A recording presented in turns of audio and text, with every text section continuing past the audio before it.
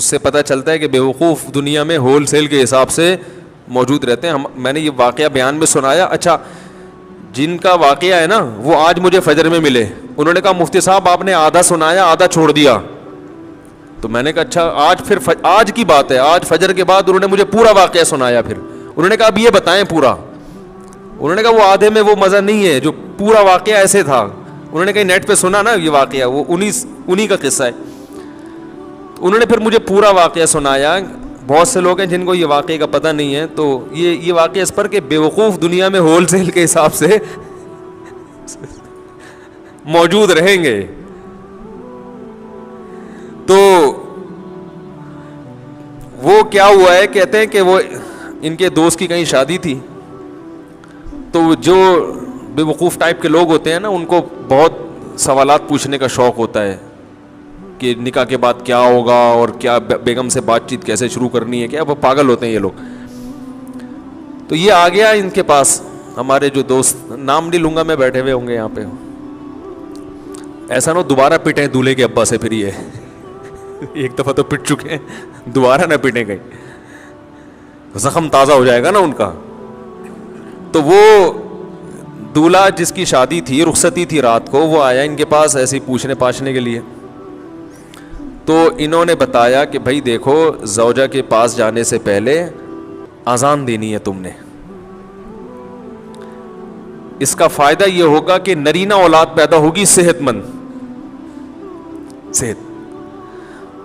میں نے تو صرف اتنا واقعہ سنایا تھا, انہوں نے کہا کہ پورا اس طرح ہے کہ اذان بھی کسی اونچی جگہ پہ کھڑے ہو کے دینی ہے. اذان کسی اونچی جگہ پہ کھڑے ہو کے دینی ہے, اور جب اذان شروع کر دو تو درمیان میں رکنا نہیں ہے. درمیان میں رک گئے معذور بچہ پیدا ہوگا. ٹھیک ہے نا.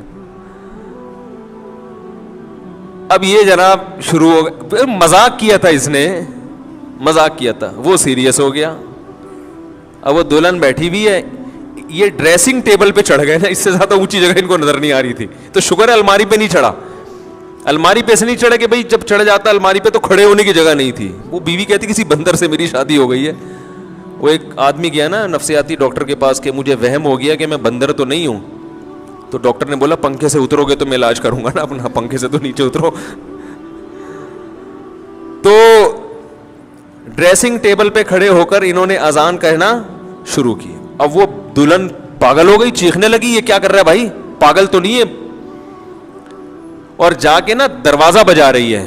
تو یہ اذان کے دوران اس کو کہہ رہے حی علی الفلاح, اس کو اشارہ کر کہ نہیں کرو. اذان بھی چل رہی ہے, حی علی الصلاح حی علی الفلاح, اور اشارہ کر رہے کہ نہ نہ نہ.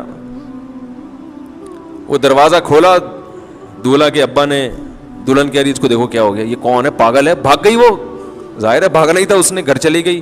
تو نفسیاتی پاگل ہے.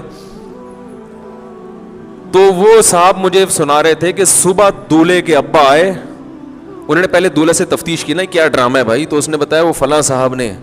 تو کہہ رہے صبح آتے ہی انہوں نے گریبان سے پکڑا, بات چیت شروع کرنے سے پہلے مکے لگانا شروع کر دی. تو کہہ رہے میں پوچھ رہا ہوں مسئلہ کیا ہے. انہوں نے کہا یہ میرے بیٹے کو تو نے کیا سکھایا. کہتے ہیں میں نے کہا اس میں خود سینس نہیں ہے کہ جو سکھا دے آپ سیکھ لو گے کیا. کیا خیال ہے بھائی, یعنی کوئی بھی کچھ بھی کہہ دے تو آپ اس پہ عمل شروع کر دو گے, اس میں اتنی عقل نہیں ہے, تو مکے تو اس کے لگاؤ جا کے.